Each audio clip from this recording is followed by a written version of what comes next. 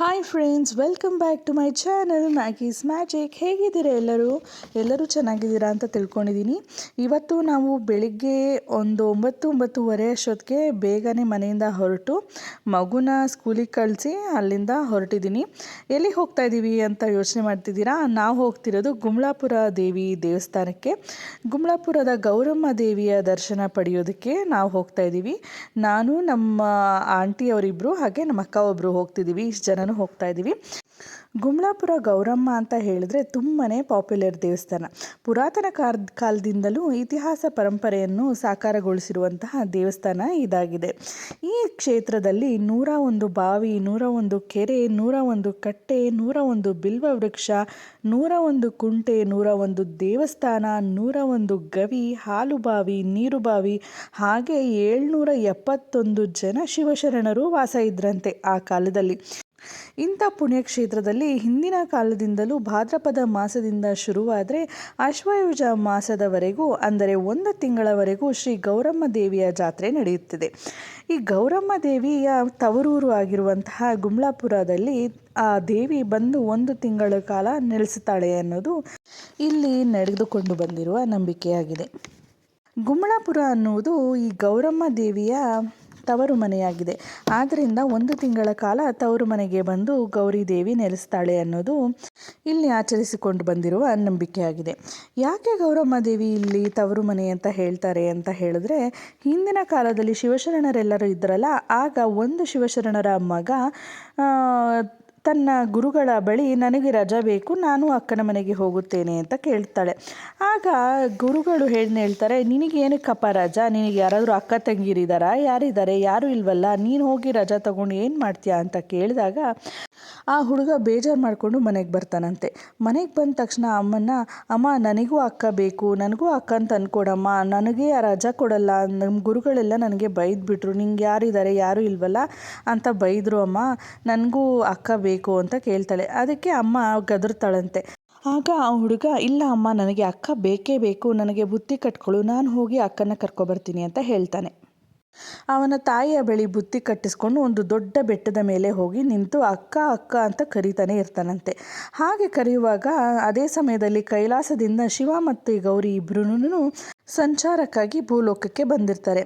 ಭೂಲೋಕಕ್ಕೆ ಸಂಚಾರಕ್ಕೆ ಅಂತ ಬಂದಾಗ ಈ ಬಾಲಕ ಗೌರಿ ದೇವಿಯನ್ನು ಅಕ್ಕ ಅಕ್ಕ ಅಂತ ಕರೆದಾಗ ಗೌರಿ ಬಂದು, ಏನಪ್ಪ ನಿನ್ನ ಸಮಸ್ಯೆ, ಯಾಕೆ ಅಕ್ಕ ಅಂತ ಕರೀತಾ ಇದೆಯಾ ಅಂತ ಹೇಳಿದಾಗ ಆ ಹುಡುಗ ಗೌರಿ ದೇವಿಗೆ ಎಲ್ಲವನ್ನು ವಿವರಿಸಿ ಹೇಳ್ತಾನೆ.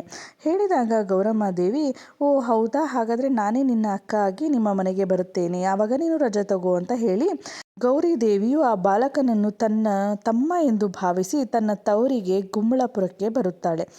ತವರಿಗೆ ಬಂದ ಗೌರಮ್ಮ ಕೈಲಾಸವನ್ನು ಮರೆತೇ ಬಿಟ್ಟಿರ್ತಾಳೆ.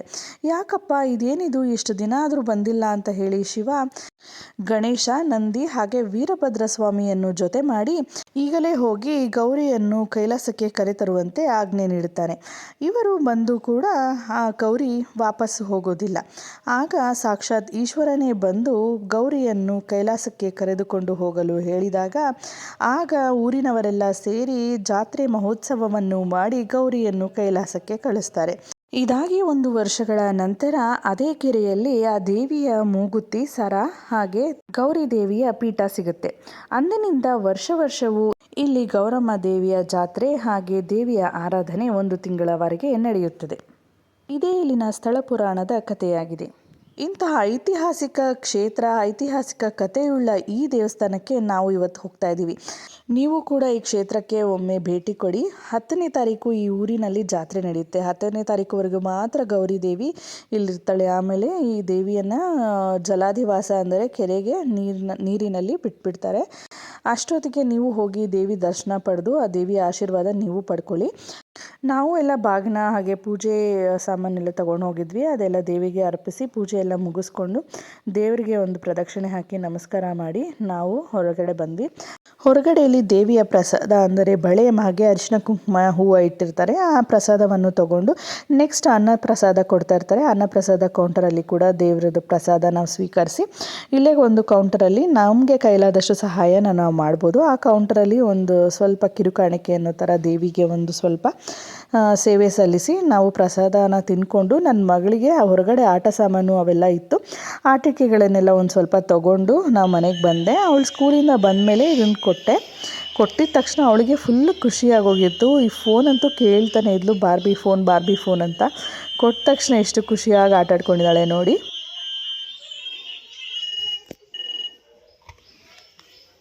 ಈ ಕ್ಷೇತ್ರ ಆನೇಕಲ್ಲಿಂದ 10 ಕಿಲೋಮೀಟರ್ ಆಗುತ್ತೆ. ಹಾಗೆ ಬೆಂಗಳೂರಿಂದ 40 ಕಿಲೋಮೀಟರ್, ಹೊಸೂರಿಂದ ಅರೌಂಡ್ 28 ಕಿಲೋಮೀಟರ್ಸ್ ಆಗ್ಬೋದು. ನಾನು ಈ ಲೊಕೇಶನ್ನ ಡಿಸ್ಕ್ರಿಪ್ಷನ್ನಲ್ಲಿ ಮೆನ್ಷನ್ ಮಾಡಿರ್ತೀನಿ. ನೀವು ಕೂಡ ಈ ದೇವಿ ದರ್ಶನ ಪಡೆದುಕೊಳ್ಬೇಕಂದ್ರೆ ಈ ಲೊಕೇಶನ್ ನೋಡಿಕೊಂಡು ನೀವು ದೇವಸ್ಥಾನಕ್ಕೆ ಆರಾಮಾಗೆ ತಲುಪ್ಬೋದಾಗಿದೆ. ನೋಡಿದ್ರಲ್ಲ, ಇದಿಷ್ಟು ಆಗಿತ್ತು ಇವತ್ತಿನ ವ್ಲಾಗ್.